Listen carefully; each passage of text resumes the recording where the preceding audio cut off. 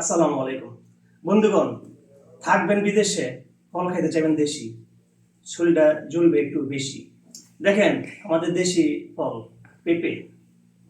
পেঁপের সাইজটা দেখতেছেন, এই সাইজের একটা পেঁপে বাংলাদেশে বর্তমানে কত হবে জানি না।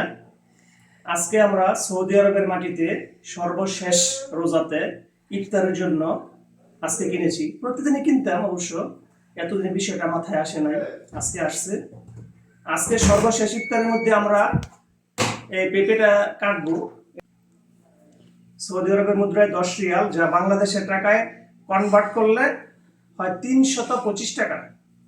অথচ যদি সৌদি আরবে এই টাকা দিয়ে আমরা আপেল, মালটা অথবা কমলা কিনতাম, আপেল পেতাম অন্তত পক্ষে 1.5 কেজি, মালটা এবং কমলা পেতাম 2 কেজি করে।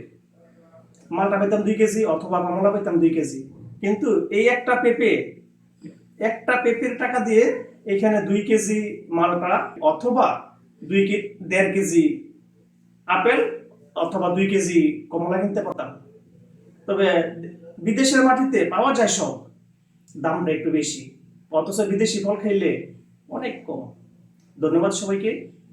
পরবর্তী ভিডিওতে দেখা হবে আবারও।